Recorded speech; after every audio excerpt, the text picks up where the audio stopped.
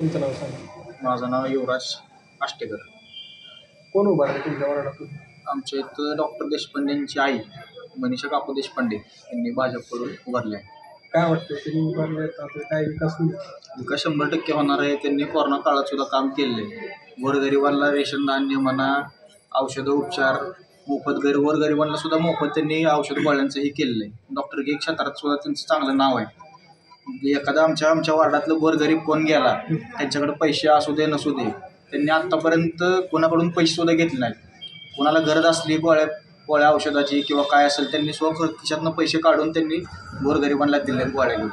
असं यांनी शिकलेले लोक राजकारणात आल्यानंतर काय करतो?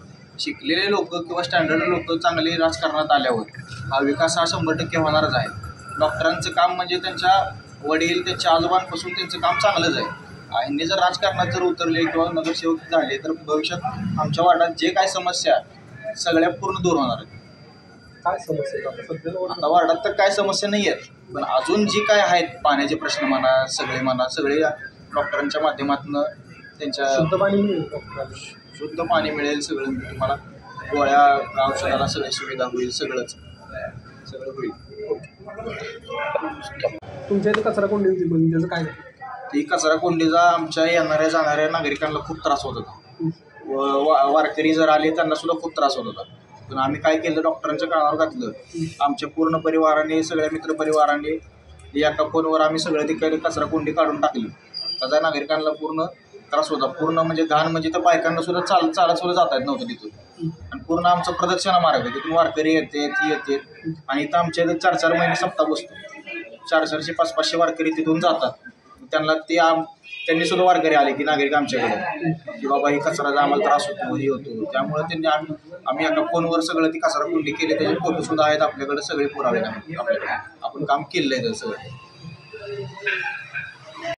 तुमचं नाव सांगा. मी अपर्णा धनंजय तारकी. तुम्ही कोणत्या वार्डात? आम्ही 8 मध्ये आहे. इथं काय अडचण आहेत लोकांना सध्या पाण्याच्या रस्त्याच्या वगैरे आहेत अडचणी. त्या पहिल्या त्यांनी केलेल्याच आहेत, त्या अजून ज्या काय आहेत त्या. काय वाटतं इथं म्हणजे कोण आल्यानंतर विकास होईल तुमच्या वार्डात? 8 मध्ये मनीषा देशपांडे आहेत, सुजित वर्ग आहेत.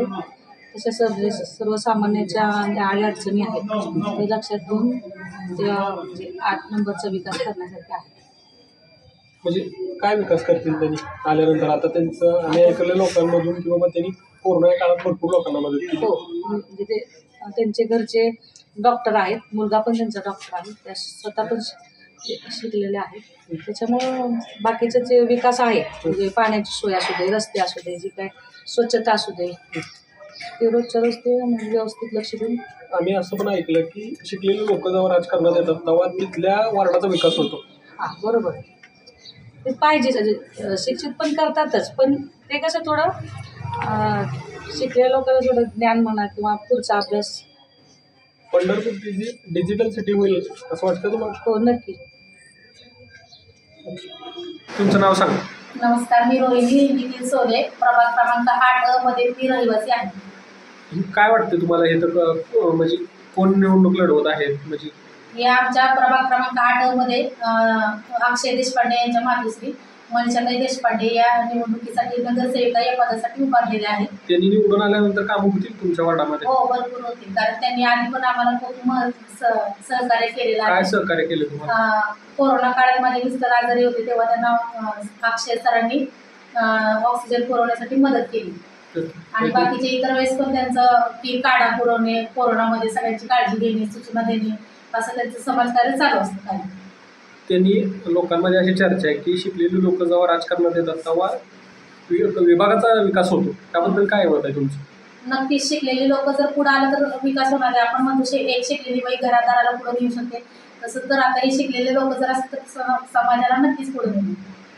म्हणजे त्यांनी त्या प्रभागाचा विकास करतील असं आहे? हो, 100%. आतापर्यंत काय अडचण आहे तिथलं? लोकांच्या काय अडचणी आहेत चालू?